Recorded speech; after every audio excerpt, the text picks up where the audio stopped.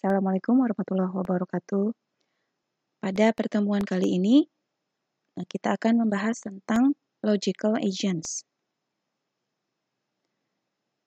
Jadi beberapa pertemuan yang sebelumnya, kita sudah juga membahas mengenai bentuk dari sebuah agent dengan beberapa contohnya, seperti pada pencarian rute ya dari Trenggalek menuju Surabaya, kemudian permasalahan teko air, dan sebagainya. Nah, agent yang sudah dibahas sebelumnya itu termasuk ke dalam kategori problem solving agents, di mana sebetulnya dalam tipe yang seperti itu, agent hanya memiliki pengetahuan yang terbatas, hanya pada dunia yang dia ketahui di dalam state space-nya saja, dan seringnya tidak fleksibel. Di sisi lain, kita tahu bahwa manusia itu berpikir dengan menggunakan logika dan penalaran. Jadi melihat situasi di lingkungan yang ada di sekitarnya, maka kemudian dia menggunakan akal dan logikanya untuk menalar kejadian-kejadian yang ada di sekitarnya tadi. Nah, agent yang memiliki kemampuan untuk menalar dengan menggunakan logika dikategorikan sebagai knowledge-based agents. Di sini nanti kita akan melihat tentang logika dan logika proposisional. Ini sebetulnya materi dari mata kuliah matematika diskrit mungkin ya. Kemudian itu juga melihat tentang pola penalaran atau reasoning pattern. Apa yang dimaksud dengan penalaran logika atau logical reasoning? Jadi, jika kita memiliki beberapa aturan inferensi, sebuah fakta menyatakan semua siswa belajar dengan rajin. Kemudian diketahui fakta yang lain, Sita adalah seorang siswa. Dari dua pernyataan ini, maka kita dapat menarik kesimpulan baru, yakni Sita belajar dengan rajin. Karena Sita adalah siswa dan semua siswa belajar dengan rajin. Nah, ini kalau di dalam aturan penarikan kesimpulan dikatakan sebagai aturan silogisme. Jadi penalaran di sini merupakan kata benda, itu adalah diartikan sebagai proses untuk mengambil fakta baru berdasarkan fakta yang sudah ada. Nah, proses mengambil fakta baru ini tadi didasarkan pada logika. Jadi logika di sini diartikan sebagai aturan untuk melakukan penalaran supaya hasil output yang dihasilkan itu dikatakan valid, berasal dari premis yang benar. Jadi untuk menarik sebuah kesimpulan, alasannya itu juga harus benar juga, gitu ya, dasar pemikirannya. Agent yang memiliki penalaran logika, dia mengetahui fakta tentang dunia di sekitarnya, lalu berdasarkan fakta yang dia lihat tadi, dia menerapkan penalaran, ya, mengambil kesimpulan atau fakta baru dari fakta yang ada. Kemudian berdasarkan fakta yang baru tersebut, dia dapat melakukan action seharusnya harus seperti apa. Gitu. Agent menerima sebuah tugas baru melalui sebuah deskripsi detail tentang tujuan yang harus dicapai. Berarti dia kategorinya adalah goal-based agent dengan beradaptasi terhadap perubahan dengan mengupdate pengetahuan mereka. Jadi dia bisa beradaptasi ya dengan segala perubahan yang ada di lingkungannya, dengan selalu mengupdate knowledge base-nya. Penalaran logika, bagian ketiga. Beberapa hal yang harus diketahui oleh sebuah agent, ya tentunya dia harus tahu keadaan dunia di sekitarnya, bagaimana mendapatkan pengetahuan yang implisit, jadi tidak serta-merta itu yang ada di hadapannya, tapi dia bisa menarik kesimpulan baru berdasarkan keadaan tersebut. bagaimana dunia sekitar berubah, apa yang diinginkan oleh agent, apa yang menjadi konsekuensi dari action yang mereka lakukan. Nah, sebuah knowledge-based agent itu harus dapat merepresentasikan keadaan, action, dan lain-lain. Memasukkan persepsi baru. Jadi setiap kali dia mendapat bacaan baru atau input baru dari dunia sekitarnya, dia harus menyimpan informasi tersebut dengan cara mengupdate state representasi internal dari dunia sekitarnya. Jadi dia memiliki sebuah learning element di sini yang menyimpan pengetahuan baru. Mendeduksi sifat yang tersembunyi dari dunia sekitar. Jadi kesimpulan apa yang bisa diambil berdasarkan fakta yang ada sekarang. Lalu terakhir adalah mendeduksi action yang tepat. Apa yang harus dia lakukan jika diketahui keadaan di sekelilingnya yang seperti ini. Komponen inti dari sebuah knowledge-based agent tentunya adalah sebuah knowledge base atau basis pengetahuan. Nah, apa sebetulnya yang dikatakan sebagai basis pengetahuan, bentuknya seperti apa? Sebetulnya dia adalah merupakan kumpulan dari kalimat.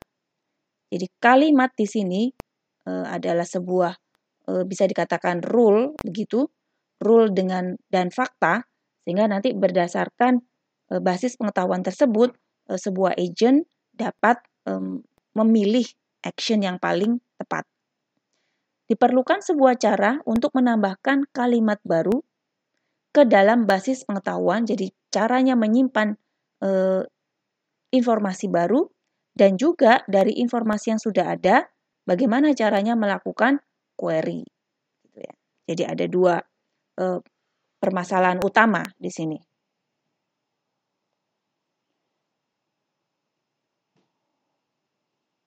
Jadi sebuah knowledge-based agent sekali lagi memiliki pengetahuan, kemudian dapat melihat keadaan sekarang, dapat menarik kesimpulan, dapat memilih action, dapat menghadapi lingkungan yang hanya teramati sebagian saja. Karena untuk bisa betul-betul mendapatkan persepsi dari seluruh hal yang ada di sekeliling kita itu hampir mustahil ya. Dalam sebuah ruangan mungkin kita bisa tahu ada lampu, ada kursi, ada jendela, ada papan tulis.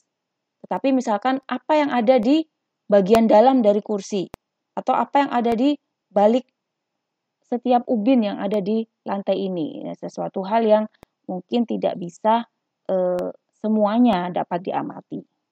Atau semut yang sedang berjalan di pojokan dari posisi tertentu jelas tidak akan terlihat ya.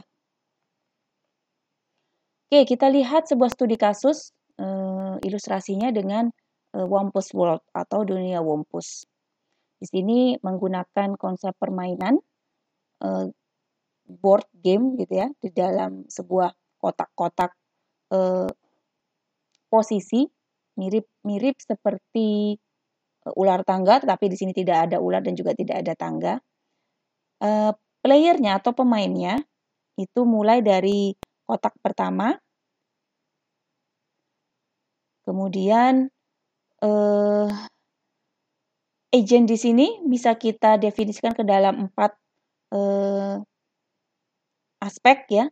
Performance measure, bagaimana agent yang bermain di dalam Wumpus World ini bisa diukur, dia akan mendapatkan 1000 poin jika dia berhasil mendapatkan emas. Kemudian poinnya akan dikurangi 1000 jika dia ditangkap oleh atau dimakan oleh monsternya, di sini Wumpus. Kemudian setiap dia melangkah maka dia akan misalnya menghabiskan 1 langkah.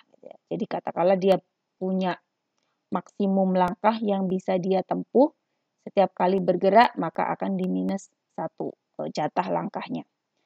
Kemudian minus 10 jika dia bisa melepaskan anak panah, maksudnya di sini adalah anak panah untuk membunuh si monsternya. Jadi gambaran umumnya dari permainan ini, dia adalah berupa kotak berukuran 4x4. Kita hanya dapat melihat apa yang ada di dalam kotak kita. Jadi ketika player tersebut ada di kotak 1-1, ya dia hanya bisa melihat apa yang ada di kotak tersebut. Dia tidak bisa melihat jauh ke kotak yang lain. Ibaratnya begitu. Terdapat seekor monster, namanya Wumpus di sini, di sembarang kotak. Kita tidak tahu dia ada di kotak yang mana. Setiap kotak dapat berupa lubang. Artinya di dalam permainan ini ada kotak yang berupa lubang. Tentunya jika kita masuk ke dalam lubang atau kotak yang ada lubangnya, maka kita akan mati. Begitu juga ketika kita masuk ke kotak yang ada monsternya, juga mati. Kemudian selain kotak, ada juga, selain lubang, itu tujuan utama sebetulnya adalah masuk atau berada di kotak yang terdapat emas dalamnya. Nah, untuk mengetahui apakah di sekitar agent tersebut itu ada lubang atau ada monster wumpusnya. Jadi kalau dia lubang, maka di kotak di sekelilingnya secara vertikal maupun horizontal itu akan dirasakan hembusan angin atau breeze di sini istilahnya. Jadi ini untuk memperingatkan si player supaya berhati-hati jika dia masuk ke sebuah kotak dan dia merasakan ada hembusan angin di situ, berarti dia harus waspada bahwa di sekelilingnya itu terdapat pit atau lubang. Dia tidak tahu lubangnya berada di mana. Yang jelas pasti ada di kotak sebelahnya, entah di atas, di kiri, atau di kanan, atau di bawah. Diagonal tidak bisa. Begitu juga untuk wumpus. Ketika kita berada di kotak sebelah dari kotak si wumpus, itu kita akan mendapatkan persepsi berupa bau atau stench di sini ya, bau busuk karena si monster mengeluarkan bau. Sehingga ketika kita masuk ke sebuah kotak dan mencium bau busuk di situ, berarti kita juga perlu berhati-hati. Di kotak di sekitar kita, satu kotak di sebelah kita itu ada monster. Actuators, jadi tadi kembali ke sini environment-nya kotak 4x4, kita start dari kotak 1-1, lalu terdapat juga kotak yang isinya emas, kemudian posisi wumpus dibuat random. Actuators, dia hanya bisa bergerak ke depan, putar ke kiri 90 derajat, ke kanan 90 derajat, kemudian action grab untuk mengambil emas, shoot untuk menembak wumpus, dan climb untuk memanjat keluar. Hanya dapat dilakukan jika sudah mendapatkan emas. Jadi ibaratnya naik level begitu ya. Kemudian sensor, apa yang bisa dia rasakan di sini? Dia bisa mencium bau, dia bisa merasakan angin dingin jika berada di dekat lubang. Kemudian jika dia berada di kotak yang ada emasnya, maka dia dapat melihat kilauan emas. Lalu juga ketika dia sampai di tepi dari kotak permainan ini, maka dia bisa merasakan ini dinding, artinya tidak bisa bergerak lagi ke depan, dia harus berputar arah. Kemudian dia juga bisa mendengar teriakan wumpus. Wumpus berteriak ketika berhasil dibunuh dengan anak panah. Ini tadi ya yang sudah diceritakan constraint-constraintnya. Action yang mungkin tadi sudah bisa maju, kiri, kanan, mengambil objek atau grab tadi, menembakkan satu anak panah. Jadi di sini anak panahnya hanya ada satu. Jadi untuk bisa membunuh wumpus kita harus betul-betul yakin mau mengarahkan anak panah kemana supaya anak panah tersebut tepat sasaran. Ya. Kita harus tahu, yakin 100% posisi wumpus ada di kotak yang mana, baru kita bisa melepaskan anak panah supaya tidak mubazir. Setelah itu kita bisa naik ke level berikutnya kalau sudah berhasil mendapatkan emas. Start kita dari kotak pertama, yakni 1-1 ya. Di sini tidak melihat apapun, tidak merasakan apapun, sehingga aman ya. Kita bisa tahu sekeliling kita masih aman. Kita bisa bergerak ke utara atau ke atas ataupun juga ke timur, gitu ya. Oke, kita bisa ke kedua posisi tersebut. Semisal kita memutuskan untuk melangkah ke utara atau ke atas. Ketika kita berada di sini, ternyata tercium bau menyengat. Jadi ibaratnya kita tidak tahu ya isi kotak yang lainnya seperti apa. Kita hanya bisa merasakan ketika bergerak ke masing-masing kotak tersebut. Ketika sampai di sini, tercium bau menyengat, maka bisa dipastikan di satu kotak di sebelah kotak ini, itu pasti ada wumpusnya. Tetapi permasalahannya kita tidak tahu apakah ada di atas atau ada di kanan. Ya, makanya di sini diberi tanda tanya. Wumpuskah di sini atau wumpuskah yang di sini? Ya. Semisal kita tidak berani mengambil risiko, artinya ya daripada 50-50 ini kan ya matinya. Jadi lebih baik saya mundur saja. Oke, tadi saya balik lagi ke kotak yang sudah diyakini aman, gitu, kotak sebelumnya. Setelah itu daripada bingung, saya kalau tadi atas sudah bingung, ketemu wumpus bisa jadi, sekarang saya pilih yang ke depan saja atau ke timur, melangkah ke timur. Ketika di kota ini, kemudian terasa breeze atau angin berhembus. Nah, dari sini kita bisa mendeduksi kesimpulan bahwa pasti terdapat lubang di salah satu kotak tetangga.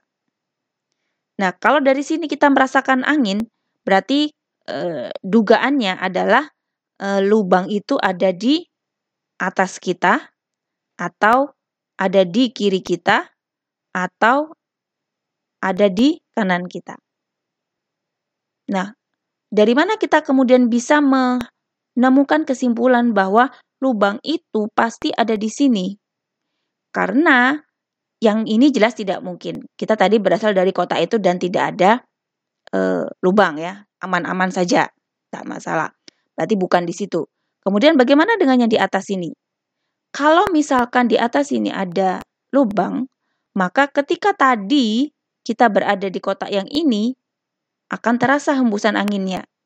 Tapi ternyata kan tidak ada, hanya tercium bau, gitu ya. Berarti pada posisi ini kita bisa tahu bahwa di kotak depan ini itu bukan pit, ya, bukan pit. Kemudian di kotak ini sendiri, di kotak ketika dia posisi sekarang tidak tercium bau busuk. Berarti tadi yang kotak di atasnya ini yang tadi diduga ada wumpusnya, berarti bukan, tidak jadi bahwa tidak ada wumpusnya. Sehingga dari situ bisa diambil kesimpulan wumpusnya yang tadi bingung antara kotak yang di atas atau di sebelah sini, maka dia berhasil memutuskan bahwa wumpusnya ada di sini. Begitu juga dengan pitnya. Yang ini bukan, yang atasnya juga bukan, maka pasti pit itu ada di sini. Jadi kita kemudian bisa mengupdate status dari lingkungan sekitar kita. Dari sini kemudian kita bisa mengambil keputusan berikutnya untuk action. Kita bisa melangkah ke utara atau ke atas karena di situ aman. Tidak ada persepsi apa-apa misalkan. Oke, berarti atas aman, kanan juga aman. Ini tadi sudah terpetakan. Kemudian misal melangkah ke timur. Terasa hembusan angin. Gitu ya. Di sini. Berarti apa? Bisa ada pit atau lubang di atasnya, ada lubang di kanan, ada lubang di kiri, atau ada lubang di bawah. Lubang di bawah itu sudah jelas pasti. Maka apakah kita langsung bisa yakin bahwa hembusan angin yang saya rasakan di sini itu berasal dari lubang yang di bawah? Belum tentu juga. Dan hembusan angin ini tidak bisa dihitung kelipatannya gitu ya. Kalau lubangnya 1, hembusan anginnya rendah. Kalau lubangnya 2, hembusan anginnya agak kuat, tidak ada. Yang penting pasti ada hembusan angin, tidak bisa diukur kekuatannya. Sehingga dari sini kita Tidak bisa yakin 100% bahwa ketika terasa hembusan angin maka pasti itu berasal dari lubang yang di bawah. Belum tentu. Lubang di bawah ini pasti ada. Tapi bagaimana dengan kotak yang lain? Bisa jadi juga ada lubang di situ. Jadi tidak bisa yakin 100%. Sehingga jika kita ragu-ragu, ambil amannya, maka kembali lagi ke barat. Tidak terdeteksi apa-apa, oke. Kemudian saya akan memilih bergerak ke atas atau ke utara. Ketika saya masuk ke kotak tersebut, voila, ternyata terlihat kilauan emas. Jadi kalau kilauan emas tadi kan syaratnya adalah hanya bisa dilihat kalau kita berada di dalam kotak tersebut. Tidak bisa dilihat dari kotak sebelahnya. Gitu ya. Jadi tidak boleh cheating ya. Kita, kotak sebelah ada emasnya, saya masuk ke kotak tersebut, tidak bisa. Jadi harus betul-betul masuk dulu. Nah dari sini kemudian berarti kita sudah mendapatkan jackpotnya, ambil emasnya, dan kita bisa lanjut ke level berikutnya. Nah, untuk merepresentasikan permainan di dunia wumpus, apa saja yang diperlukan? Pertama, bahasa yang dapat mengekspresikan kondisi-kondisi tadi ya. Ada wumpus di salah satu kotak 13 atau 22 dan tidak mungkin ada lubang di 22. Jadi bagaimana kita bisa merepresentasikan aturan itu? Kemudian yang kedua, mekanisme pengambilan kesimpulan yang dapat mengkombinasikan pengetahuan yang didapat pada waktu dan tempat yang berbeda. Jadi tadi ya, ketika kita bergerak di antara kotak-kotak tersebut, ya kita perlu mencatat historinya. Sehingga ketika kita berada di tempat yang lain, dari sisi yang lain, kita bisa menggunakan informasi yang tercatat tadi untuk mengupdate pengetahuan. Yang ketiga, ya mau ditaruh di mana tadi ke seluruh pengetahuan yang sudah dicatat tadi. Ada tempat untuk menyimpan. Proposisi dan logika proposisional. Proposisi, kembali ke konsep matematika diskrit, kalimat yang bisa bernilai benar atau salah. Tidak kedua-duanya. Logika proposisional adalah kalimat yang tersusun atas simbol proposisi dan menggunakan penghubung logika. Sering disebut juga logika Boolean. Contoh proposisi PQR, misalkan ya dengan huruf. Lalu kalau kita terapkan ke dunia wumpus, kita bisa gunakan notasi S di sini ya, stanch tadi singkatannya. Kemudian ini untuk merepresentasikan kotaknya. Kita bisa memodifikasi proposisi tadi untuk menambahkan informasi ada di kotak yang keberapa. Ya. Stanch X, Y ada bau menyengat di kotak XY. Kemudian kalau W, X, Y berarti ada wumpus di kotak X, Y. Lalu beberapa operator logika, not, and, or, implikasi, dan biimplikasi.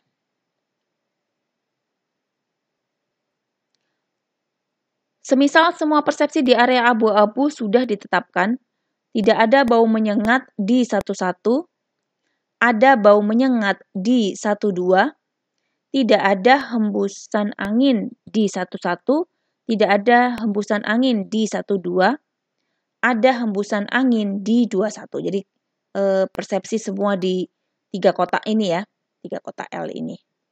Jadi bisa direpresentasikan ke dalam sebuah logika proposisional.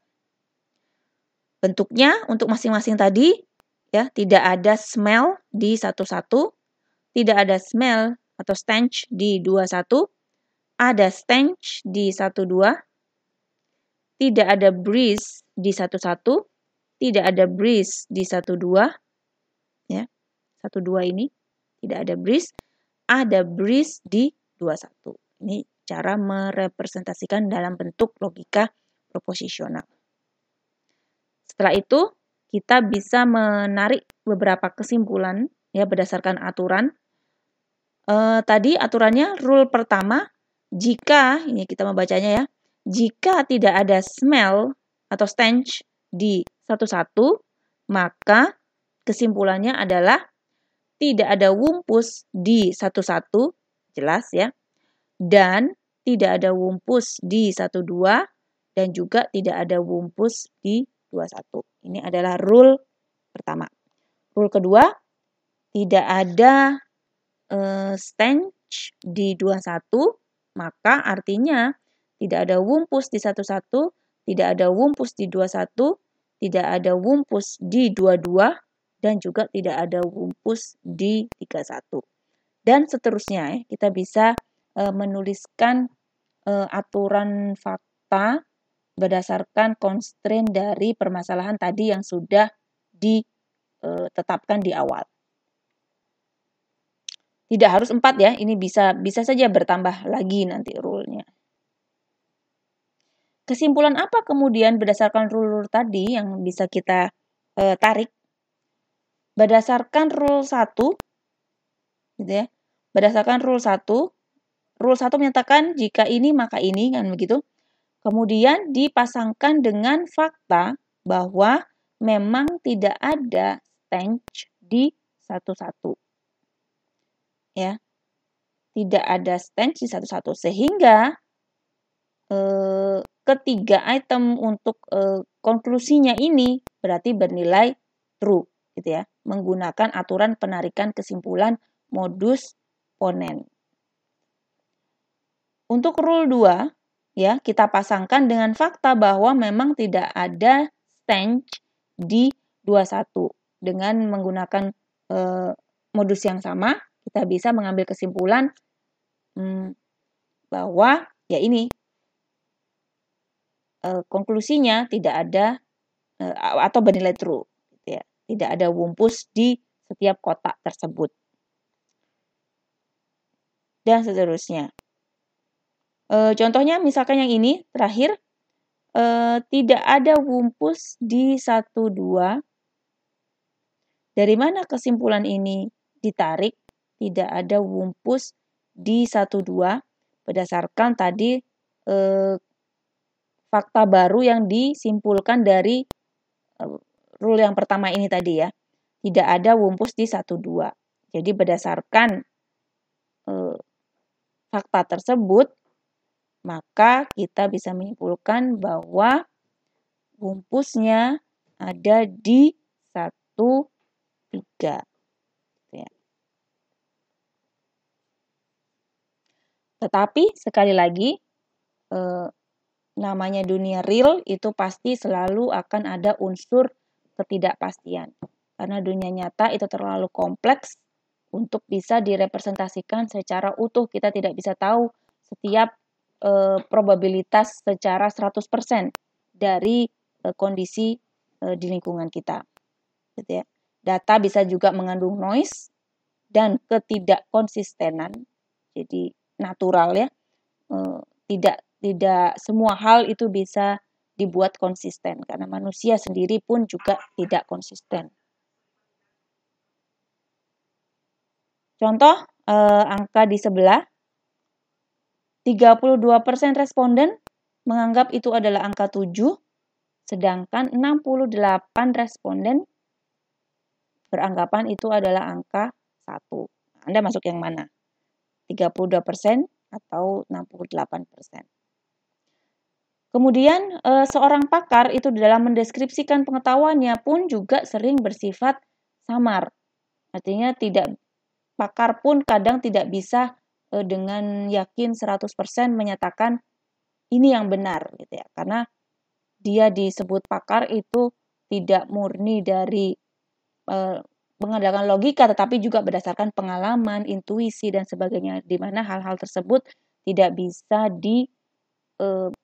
pastikan 100%-nya. Jadi hanya berdasarkan intuisi, biasanya begitu. Nah, bagaimana implementasinya di dalam dunia wumpus, aspek ketidakpastian ini? Kalau tadi dengan setting seperti itu mungkin relatif mudah, kita bisa memetakan setiap kotaknya ya, adakah wumpus, adakah lubang, atau yang lainnya. Nah, bagaimana kalau ternyata ketika kita bergerak ke atas, terasa angin, kemudian bergerak ke kanan, juga terasa angin. Kalau kita bermain safe, ya kita tidak akan bisa maju. Karena di sini ketemu angin, takut, gitu ya, mundur lagi, maju ke depan, ketemu angin lagi, takut lagi. Ya sudah, tidak akan bisa bergerak. Dengan kondisi seperti ini, maka mau tidak mau kita harus gambling, ya, bertaruh. Bagaimana kalau kita bergerak satu langkah lagi dari situ? Untuk kondisi tadi ya, ada terasa hembusan angin di dua posisi ini, bisa jadi lubangnya ada di sini. Bisa juga lubangnya ada di tengah, atau ada di sini, atau ada di dua ini, atau yang di sini, atau bahkan sampai di sini.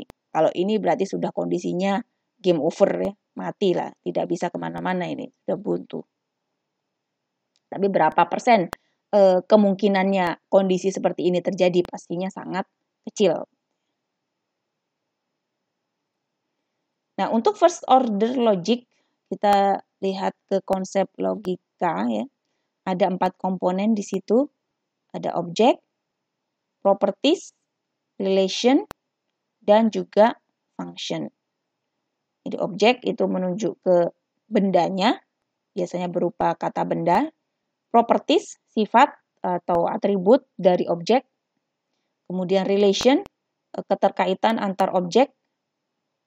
Dan function. Function ini sebetulnya adalah juga relation, tetapi hanya memiliki satu nilai. Kalau relation bisa one to many, misalnya begitu. Kalau function hanya one to one. Misal diketahui sejumlah fakta seperti ini.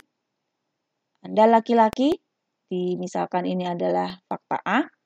Ali laki-laki, B. Amir laki-laki, Anto laki-laki, dan Agus laki-laki. Kalau setiap fakta tadi dituliskan dengan satu notasi proposisi, ini akan terjadi pemborosan. Padahal kalau kita lihat di sini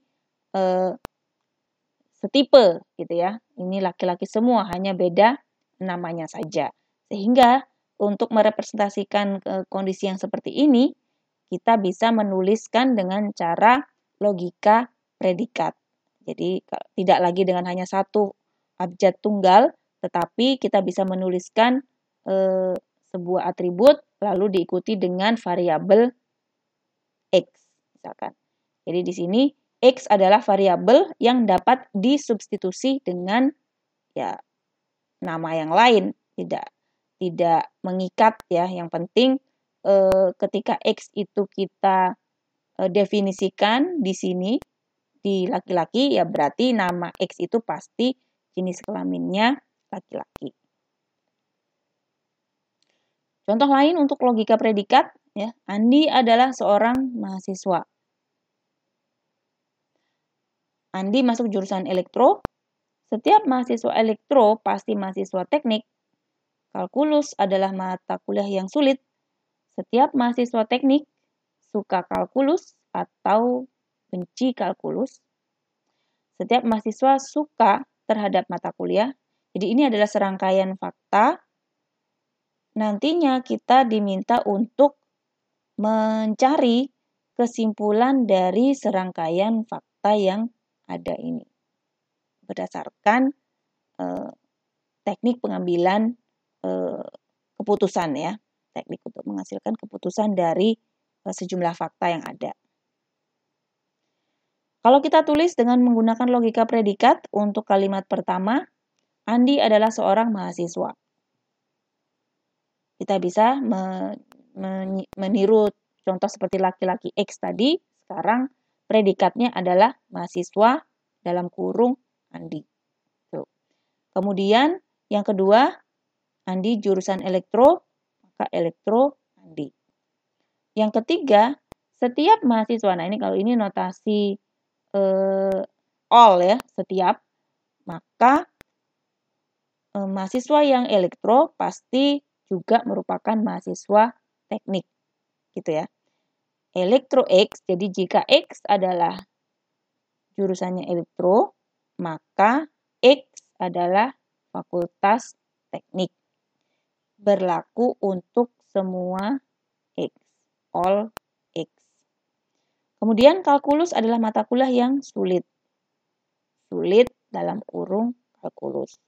Kalau misalkan nanti ada lagi yang lain, matematika diskrit adalah mata kuliah yang sulit. Jadi sulit dalam kurung matematika diskrit. Lalu berikutnya, setiap mahasiswa teknik pasti akan suka kalkulus atau membencinya. Jadi nanti untuk setiapnya ditulis terakhir dulu. Kita lihat di sini setiap mahasiswa teknik. Artinya jika kita bisa menuliskannya seperti ini, jika X adalah mahasiswa teknik, maka X suka kalkulus. Atau X tidak suka kalkulus.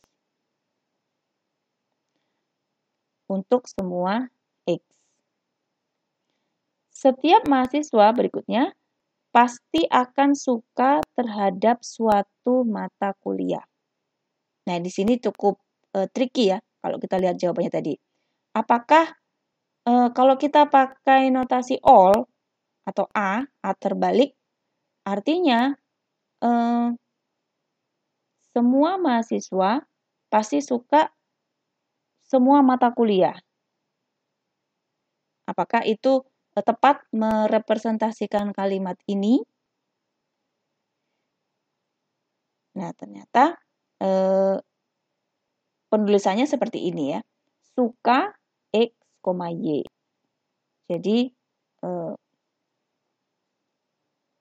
untuk merepresentasikan kalimat ini ya, suka X, Y. Kenapa? Kenapa kok tidak pakai notasi all? Karena setiap mahasiswa pasti suka terhadap mata kuliah. Kalau dia all X, berarti berlaku untuk semua mahasiswa. Oke. Tetapi untuk yang Y itu minimum 1 gitu ya. Jadi kalau kita juga pakai all Y, berarti semua mahasiswa suka semua mata kuliah. Kalau ini kan kalimatnya maksudnya hanya atau minim 1 mata kuliah yang disukai ya. Lebih boleh, tetapi tidak semuanya. Kemudian kalimat selanjutnya, mahasiswa yang tidak pernah hadir pada mata kuliah yang sulit, maka mereka tidak suka terhadap mata kuliah tersebut. Nah, ini ada beberapa logika di sini ya. Jadi penulisannya pelan-pelan. Setiap mahasiswa yang tidak pernah hadir. Jadi pastikan dulu bahwa si X tadi adalah mahasiswa. Kemudian pada mata kuliah yang sulit. Berarti ini adalah variabel lain lagi. Jadi kalau X sudah digunakan untuk mahasiswa, kita pakai untuk mata kuliah, misalkan variabel Y. Di sulit Y. Tuh. Lalu, apalagi? Tidak pernah hadir. Ya, jadi tidak hadir. Kita bikin predikat baru di sini, tidak hadir. Apa yang dituliskan di dalam predikatnya? Tidak hadir X kepada mata kuliah Y. Gitu ya. Tidak pernah hadir di kuliah, mata kuliah Y. Nah, jika kondisi ini semua digabungkan dengan N di sini, maka berdasarkan kalimat ini, kesimpulannya mereka tidak suka terhadap mata kuliah tersebut. Tidak suka X terhadap Y. Lalu kalimat terakhir, Andi ternyata tidak pernah hadir di mata kuliah kalkulus. Jadi tidak hadir Andi kalkulus. Sehingga dari kesekian pernyataan yang sudah dituliskan dalam logika predikat, kita bisa menanyakan kesimpulan akhirnya. Apakah Andi suka mata kuliah kalkulus? Jadi kita start dari pernyataan yang ketujuh, gitu ya. Tidak hadir, 1, 2, 3, 4, 5, 6, 7. Nih, yang ketujuh. Jika X adalah mahasiswa, dan Y adalah sulit, dan X tidak hadir pada mata kuliah Y, maka tidak suka Y. Itu kan yang mau kita buktikan di kesimpulan ini. Substitusi X dengan Andi, oke, dan Y dengan kalkulus, mahasiswa Andi dan sulit kalkulus, dan tidak hadir Andi pada kalkulus, ini adalah sebuah proposisi P. Lalu yang mau kita simpulkan ya, konklusinya adalah tidak suka Andi terhadap kalkulus. Dari sini kita bisa membuat bentuk umumnya dengan menggunakan modus ponen. Jika P, maka Q. Kemudian diketahui P itu benar. Nah, untuk bisa memutuskan bahwa P itu benar, jika P itu benar, maka kesimpulannya adalah Q. Jadi kita harus pastikan dulu P-nya benar untuk bisa menghasilkan kesimpulan Q. P itu dinilai benar berdasarkan pada pernyataan di bagian 1, 4, dan 8. Karena Andi adalah mahasiswa, ya, berdasarkan fakta tadi. Kemudian kalkulus itu memang sulit berdasarkan fakta ini. Kemudian tidak hadir Andi pada kalkulus. Di sini tidak hadir Andi pada kalkulus. Sehingga ketiga pernyataan tadi bernilai true, maka kesimpulannya pun juga bernilai true. Contoh, kalau diimplementasikan pada representasi dunia Wumpus, jika agent melihat kilauan emas atau glitter, maka dia akan melakukan action grab untuk mengambil gold. Sehingga dari sini kita bisa tarik aturannya. Untuk semua S, B, U, C, dan T, ini untuk mewakili setiap variabelnya. Jika ada persepsi S, shine, ya, artinya kilauan emas,